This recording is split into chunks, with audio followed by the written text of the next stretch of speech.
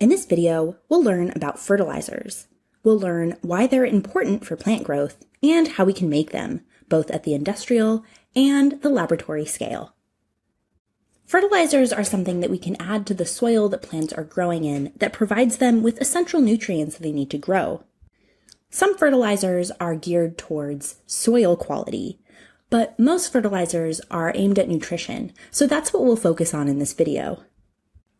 There are more reasons to apply fertilizers outside of nutrition. Applying fertilizer to crops allows them to grow bigger, faster. Another thing that fertilizer can help with has to do with the nutrients in the soil. Since these are nutrients that are essential for plant growth, plants will absorb them from the soil over time. So if we grow plants in the same area over and over again, eventually those plants will remove all of the nutrients from the soil, and the soil will be depleted. Applying fertilizer to areas where these nutrients have been depleted can restore those nutrients to the soil. So we keep talking about these essential nutrients that plants need, but what exactly are these? Well, in order to make carbohydrates, plants need the elements carbon, hydrogen, and oxygen. And in order to make proteins, plants need carbon, hydrogen, oxygen, and a nitrogen. The element phosphorus is important for the growth of flowers, roots, fruit, and seeds. This is because phosphorus is found in both DNA and ATP, which is what cells use for energy. The element potassium is important as well, since it helps water and nutrients move through the plant. And there's plenty of other elements that plants need, like iron, sulfur, calcium, and magnesium. But plants only need small amounts of these, so we don't need to worry about supplying these elements through fertilization. We also don't need to supply the plant with carbon, hydrogen, or oxygen. That's because the plant can get these elements from gases that are found in the air, like carbon dioxide, oxygen gas, and water vapor. Though nitrogen gas is abundant in the air, it's unfortunately not in a form that plants can absorb, so we need to supply plants with nitrogen through fertilization. We also need to supply the plants with potassium and phosphorus. So the three elements that you'll find in fertilizers are nitrogen, phosphorus, and potassium. Since the atomic symbol for nitrogen is N, the atomic symbol for phosphorus is P, and the atomic symbol for potassium is K, fertilizers that supply all three of these elements are called NPK fertilizers, although not all fertilizers supply all three of these elements. If you're ever at a gardening store and you happen to see a bag of fertilizer or potting soil that contains fertilizer, you might notice that there's three numbers separated by dashes at the bottom of the bag. These numbers tell you the relative amounts of nitrogen, phosphorus, and potassium that are found in the fertilizer. So now that we know what elements need to be in fertilizers, how do we go about making them? Well, fertilizers don't need to be anything fancy. Fertilizers can be something as simple as compost, animal waste, or bone meal. Since these kind of fertilizers are biological in origin, they're often called organic fertilizers. But most fertilizers that are going to be used at an industrial scale are synthetic.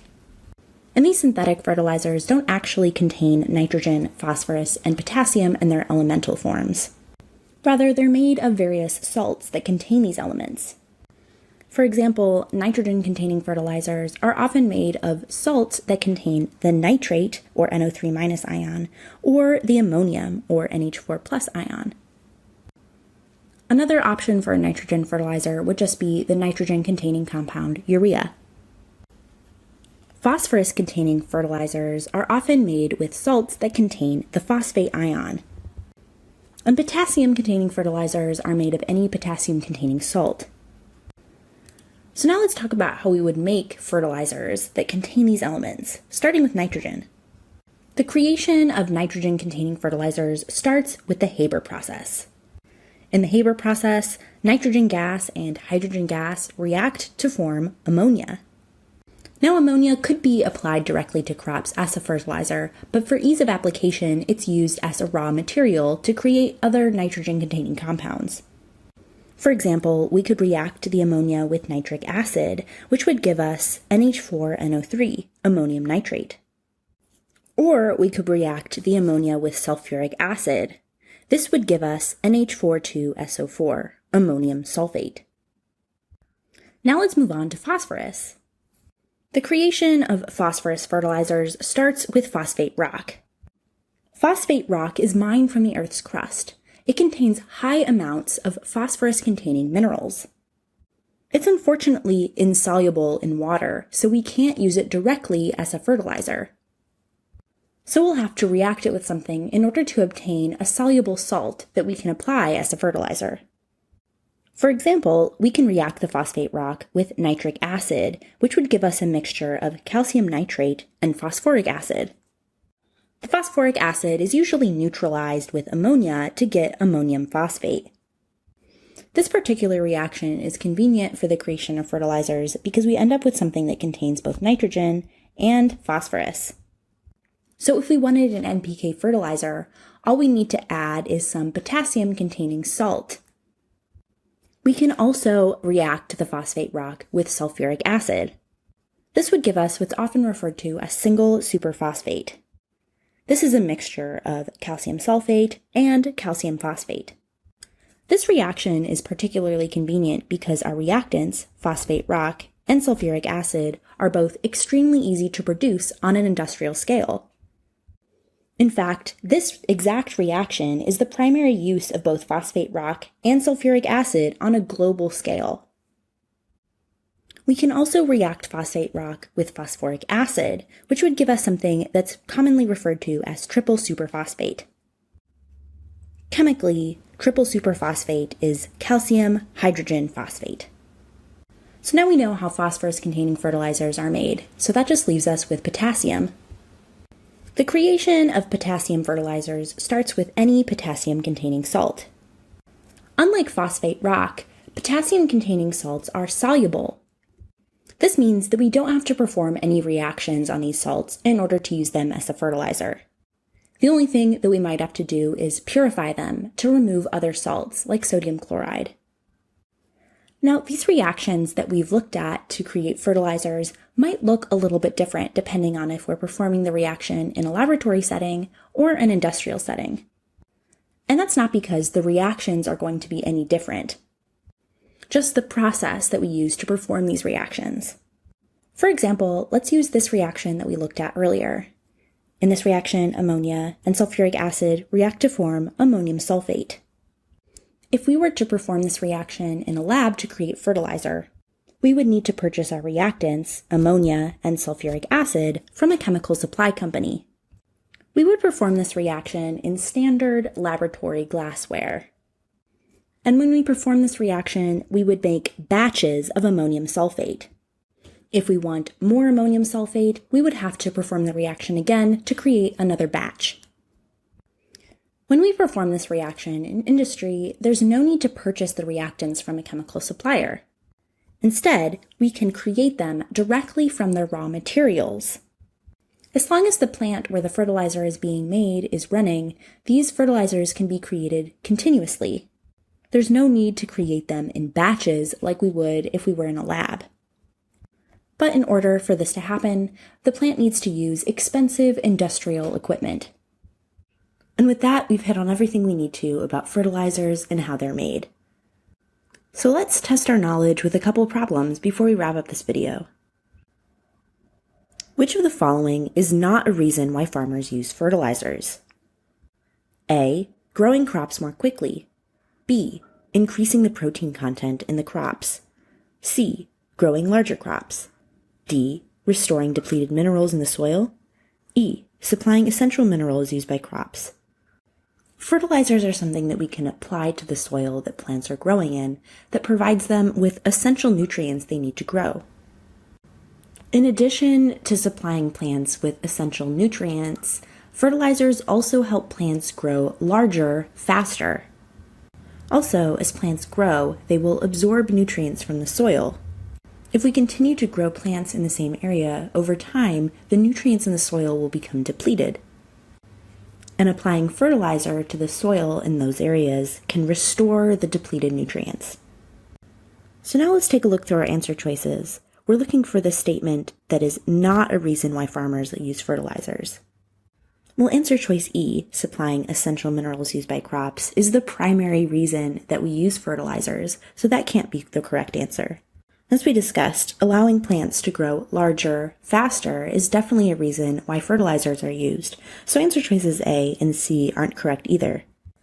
And fertilizers do restore depleted minerals in the soil.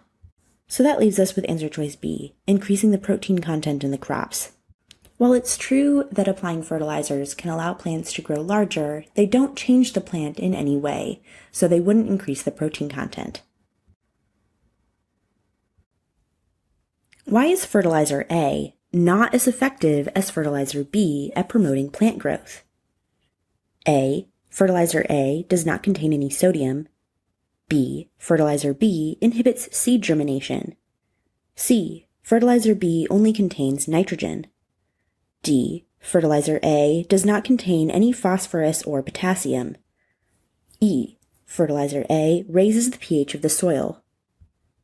Fertilizer A is urea, and fertilizer B is an NPK fertilizer. Fertilizers supply plants with essential nutrients they need to grow. These essential nutrients are the elements nitrogen, phosphorus, and potassium. That's what this NPK in the NPK fertilizer stands for, the atomic symbols of these three elements. So since fertilizer B is an NPK fertilizer, it contains all of the essential nutrients we need to supply plants through fertilization. If we look at fertilizer A, urea, we can see that it does contain nitrogen. But it doesn't contain phosphorus or potassium. In this question, we're looking for the reason why fertilizer A is not as effective as fertilizer B. And what we just discussed about the elements that each fertilizer contains probably has something to do with it. But let's take a look through our answer choices. Answer choice A says that fertilizer A does not contain any sodium. This statement's true. Fertilizer A doesn't contain any sodium, but neither does fertilizer B. That's because sodium isn't a nutrient that we need to supply plants through fertilization, so this isn't the correct answer. Answer choice B says that fertilizer B inhibits seed germination.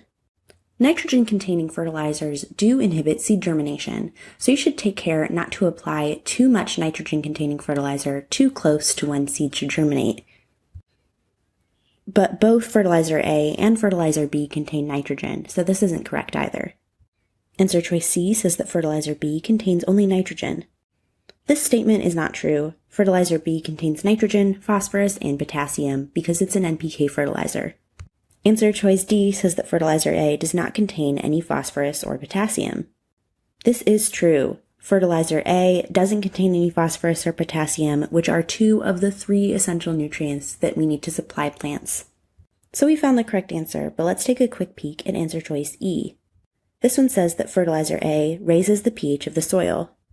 Fertilizer A, urea, does actually change the soil pH, but it slightly lowers the pH of the soil, not raises it. So as we said, answer choice D is the correct answer. Fertilizer A is not as effective as fertilizer B because fertilizer A does not contain any phosphorus or potassium. Now that we've worked some problems, all that's left in this video are the key points. Fertilizers supply plants with essential nutrients. These nutrients are the elements nitrogen, phosphorus, and potassium. Nitrogen fertilizers are primarily NO3- or NH4+ containing salts made from ammonia. Phosphorus fertilizers are mainly PO43- containing salts made from phosphate rock.